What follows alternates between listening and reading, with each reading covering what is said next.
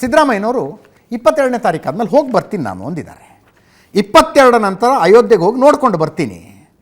ಶ್ರೀರಾಮಚಂದ್ರನನ್ನು ನಾವು ವಿರೋಧ ಮಾಡೋದಿಲ್ಲ, ನಾವು ಶ್ರೀರಾಮಚಂದ್ರನ ಭಕ್ತರು. 22ನೇ ತಾರೀಕು ಕಾಂಗ್ರೆಸ್ ಕಾರ್ಯಕರ್ತರು ಪೂಜೆ ಮಾಡ್ತಾರೆ. ರಾಜ್ಯದ ಎಲ್ಲ ರಾಮ ಮಂದಿರಗಳಲ್ಲಿ ಕಾಂಗ್ರೆಸ್ ಕಾರ್ಯಕರ್ತರು ಪೂಜೆ ಮಾಡ್ತಾರೆ. ಶ್ರೀರಾಮನನ್ನು ಪೂಜೆ ಮಾಡೋದರಲ್ಲಿ ನಾವು ಹಿಂದೆ ಬಿದ್ದಿಲ್ಲ. ರಾಮ ಮಂದಿರ ಕಟ್ಟಿಸಿ ರಾಜಕೀಯ ಮಾಡೋದಕ್ಕೆ ಹೊರಟಿದ್ದಾರೆ. ಬಿ ಜೆ ಪಿಯವರ ರಾಜಕೀಯಕ್ಕಷ್ಟೇ ನಮ್ಮ ವಿರೋಧ, ರಾಮನನ್ನಲ್ಲ, ನಾವು ರಾಜಕೀಯನ ವಿರೋಧ ಮಾಡ್ತೀವಿ ಅಂದರು. ಆದರೆ 22ನೇ ತಾರೀಕು ಆದಮೇಲೆ ಸಮಯ ನೋಡ್ಕೊಂಡು ಹೋಗಿ ಬರ್ತಾರೆ ಅಂತ ಅರ್ಥ ಸಿದ್ದರಾಮಯ್ಯನವರು. ಹಂಗಿದ್ದ ಮೇಲೆ ನೆನ್ನೆ ರಾಮನನ್ನು ಅಲ್ಲೇ ಹೋಗಿ ಯಾಕೆ ನೋಡಬೇಕು, ಇಲ್ಲಿಲ್ವಾ ರಾಮ ಎಲ್ಲ ಕಡೆ ಇರ್ತಾನೆ ಅಂತ ಯಾಕೆ ಅಂದಿದ್ರಿ ಅಂತ ಬಿ ಜೆ ಪಿಯವ್ರ ಪ್ರಶ್ನೆ. ನೆನ್ನೆ ಹೇಳಿದ್ದು ಇವತ್ತು ಹೇಳಿದ್ದು, ಎರಡು ಕೇಳಿಸ್ಕೊಳ್ಳಿ. ಶ್ರೀರಾಮಚಂದ್ರನ ನಾವು ಪೂಜೆ ಮಾಡೋದ್ರಲ್ಲಿ ಅವ್ರಿಗಿಂತೇನು ಹಿಂದೆ ಬಿದ್ದಿಲ್ಲ. ನಾವು ಶ್ರೀರಾಮಚಂದ್ರನ ನಾವು ಶ್ರೀರಾಮನ ಭಕ್ತರು ಕೂಡ ನಾವು.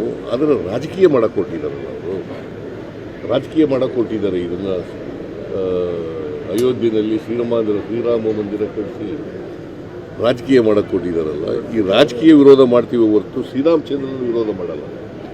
ನಾನು ನೋಡ್ತೀನಿ, ಇದಾದಮೇಲೆ 22ನೇ ತಾರೀಕು ಆದಮೇಲೆ ಯಾವಾಗ ಪುಸ್ತಕ ಸಿಕ್ಕಿದಾಗ ಅಲ್ಲಿ ಹೋಗಿ ನೋಡ್ಕೊಬರ್ತೀನಿ ಅಯೋಧ್ಯೆಯಲ್ಲಿ ಶ್ರೀರಾಮಚಂದ್ರ.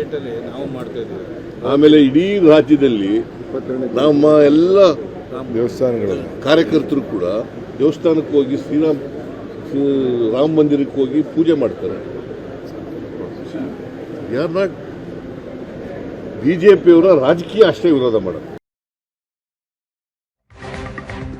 ಇದರೊಂದಿಗೆ ಇವತ್ತಿನ ನ್ಯೂಸ್ ಅವರು ಮುಗಿಸ್ತಾ ಇದ್ದೀನಿ. ನೇರ ದಿಟ್ಟ ನಿರಂತರ ಸುದ್ದಿಗಾಗಿ ನೋಡ್ತಾ ಇರಿ ಏಷ್ಯಾನೆಟ್ ಸುವರ್ಣ ನ್ಯೂಸ್.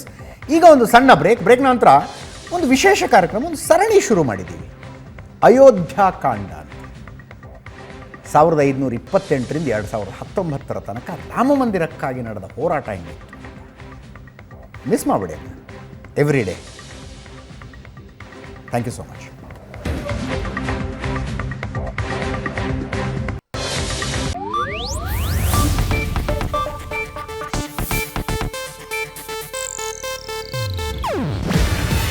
ಇದು ಏಷ್ಯಾನೆಟ್ ನ್ಯೂಸ್ ನೆಟ್ವರ್ಕ್ ಪ್ರಸ್ತುತಿ. ನೀವು ನೋಡ್ತಿದ್ದೀರಾ ಏಷ್ಯಾನೆಟ್ ಸುವರ್ಣ ನ್ಯೂಸ್.